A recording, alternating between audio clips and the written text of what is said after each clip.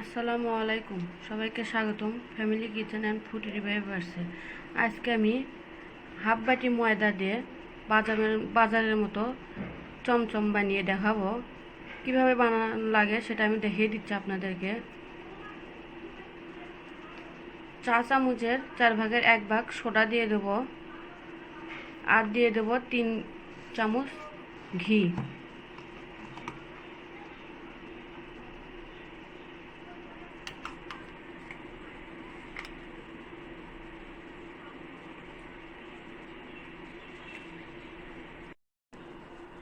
এখন ঘি দিয়ে এটা মেখে নেব।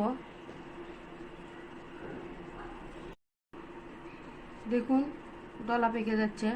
এখনও আমি এর ভিতর পানি অ্যাড করব অল্প অল্প করে, দিয়ে ডো তৈরি করে নেব। এখানে কোনো প্রকার আমি দুধ অ্যাড করতেছি না, পানি দিয়ে আজকে চমচম বানিয়ে দেখাবো।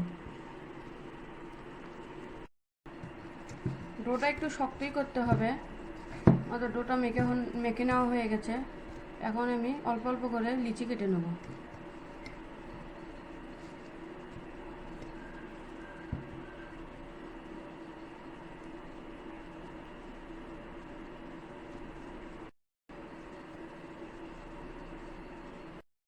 সবগুলো লিচি কেটে নেওয়া হয়ে গেছে। এখন আমি একটা নিয়ে আপনাকে দেখাচ্ছি।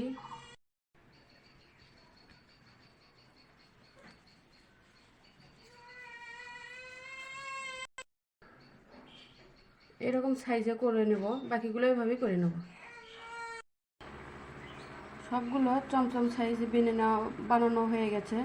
এখন আমি এগুলো ভেজে নেব। তেল হালকা গরম হয়ে গেছে। এখন এর ভিতর চমচমগুলো দিয়ে দেব। হালকা তেলের ভিতর দিতে হবে।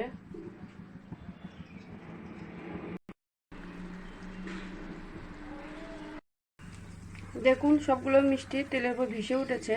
এখন আমি এগুলো লাল লাল করে ভেজে নেওয়ার জন্য জোরে তাপ দিয়ে দেব। এগুলো অল্প আছে, বেশিক্ষণ ভাজবেন না, নাহলে শিরার ভিতর ঢুকবে না। দেখুন লাল লাল করে ভেজে নেওয়া হয়ে গেছে। খুব চমচম কালার এসে গেছে এখানে মতো। এখন আমি এটা উঠিয়ে নেব।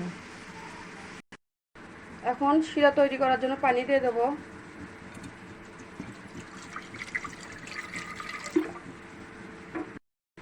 এখন এর ভিতর চিনি দিয়ে দেবো 2 চামচ।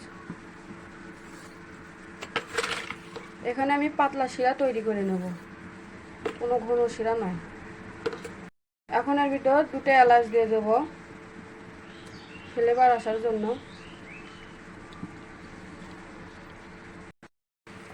দেখুন শিরাটা হয়ে গেছে। দেখলেই বুঝতে পারবেন, হাতে যখন এরকম করে নিয়ে লিখবেন চিটচিটে ভাব বোঝা যাচ্ছে, তখনই বুঝবেন শিরাটা পারফেক্ট হয়েছে। এখন এর ভিতর আমি মিষ্টিগুলো দিয়ে দেবো।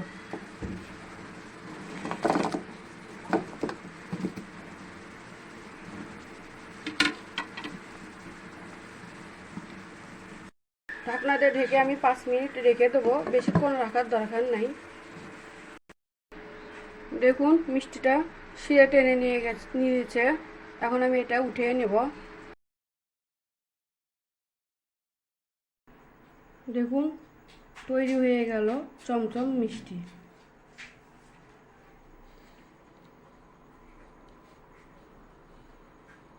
আপনারাও একবার হলে ট্রাই করবেন বাসায়। খুব যদি মিষ্টি খেতে ইচ্ছা করে, বাসায় ছানা বা গুঁড়ো দুধ যদি না থাকে, তাহলে ময়দা দিয়ে এভাবে চমচম বানিয়ে খেয়ে দেখতে পারেন। আর আমার এই মিষ্টি রেসিপিটা যদি ভালো লেগে থাকে, তাহলে লাইক কমেন্ট শেয়ার করবেন। ধন্যবাদ।